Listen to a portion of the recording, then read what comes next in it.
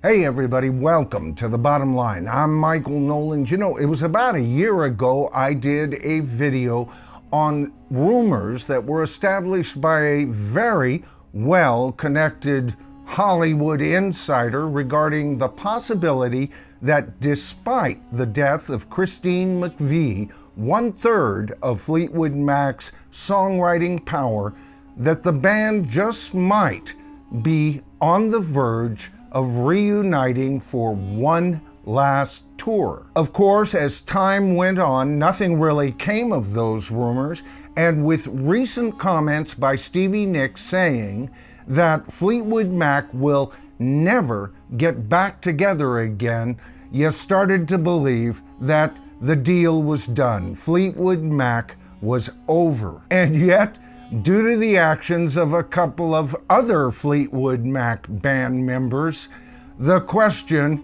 seems to still be in the air.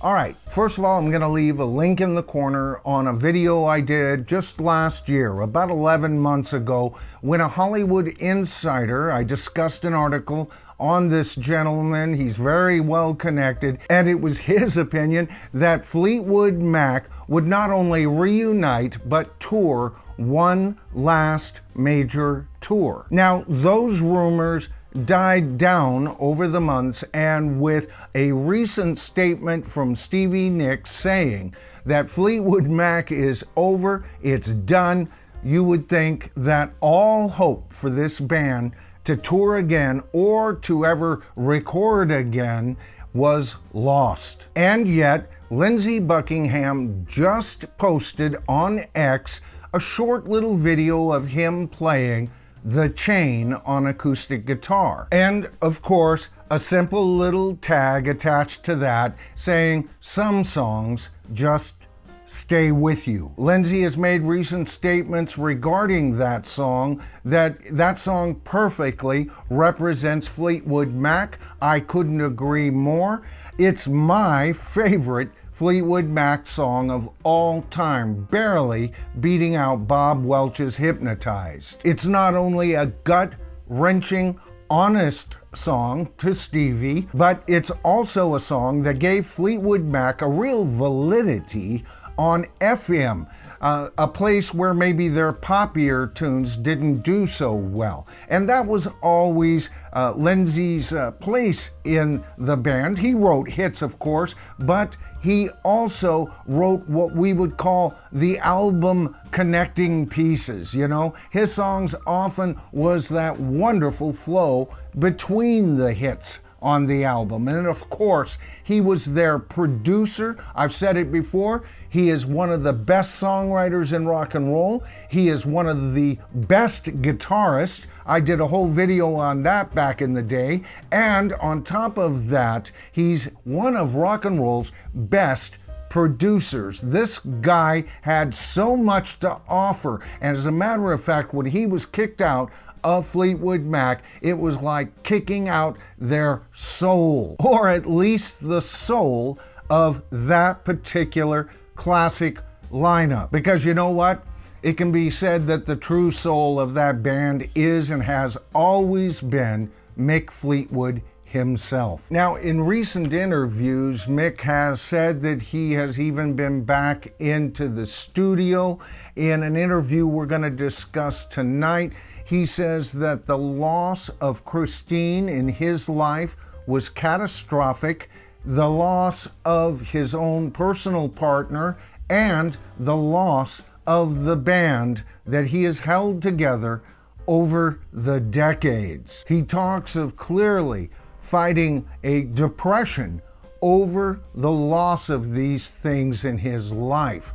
And we're going to be discussing what he talks about regarding the band, regarding Stevie Nicks and Lindsey Buckingham tonight. Now, before getting to them, in the article, he addressed what Fleetwood Mac had in mind up to the loss of Christine. What makes the pill even harder to swallow is the fact that Fleetwood Mac intended on continuing their 2019 tour before the pandemic happened. There was a full intention, without waiting too long, that we would go and pick things back up, Fleetwood explained, that we'd play stadiums, big shows, and festivals. And then it was at that point we were going to say goodbye. Regarding Stevie Nicks and Lindsey Buckingham, he says, "It's no secret, it's no tittle-tattle, that there is a brick wall there emotionally.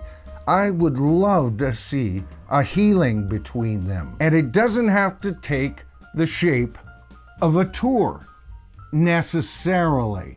Keep that in mind. He added that word. Now, of course, that tour he's talking about in 2019 was a year after Lindsey Buckingham was actually fired from the band, and fired primarily because of Stevie Nicks. But notice what's happening here. Mick's back into the studio.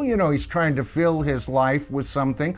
But often when he goes into a studio or Lindsey Buckingham starts recording, the two of them often show up. The perfect germination of what could happen. Add that to the fact that Lindsey's recent posts clearly shows a longing for the band that he came to love, as well as the one member in Fleetwood Mac that could possibly pull off a reunion, and of course I'm talking about Mick. Now keep in mind, John McVie has announced his permanent retirement from music, so we would have to get him back, and the reason for that is for them to truly be Fleetwood Mac.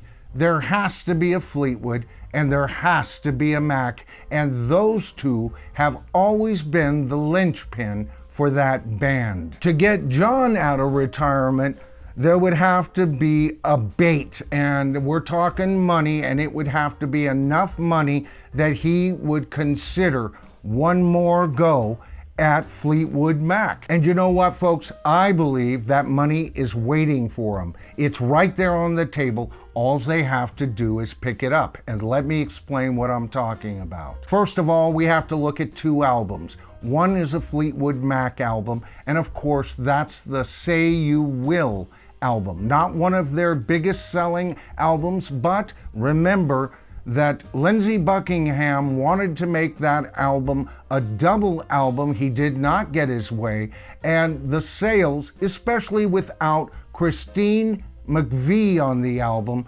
faltered for Fleetwood Mac. After all, this was an album containing 4 out of the 5 classic lineup of Fleetwood Mac. The next album I want to cover is the Buckingham and McVie album. Now, why am I bringing that up? That has nothing to do with Fleetwood Mac, or does it? You see, just like Say You Will, that album also has 4 out of the 5 classic lineup of Fleetwood Mac playing on it. John McVie, Mick Fleetwood, Christine McVie, and Lindsey Buckingham are all on that album. The only one who is missing is Stevie Nicks. So here we have 2 albums. One McVie is missing on, and the other Nicks is missing on. Now, I've stated it before when I covered this album in past videos that as far as I'm concerned, this is a Fleetwood Mac album, but it's not considered canon.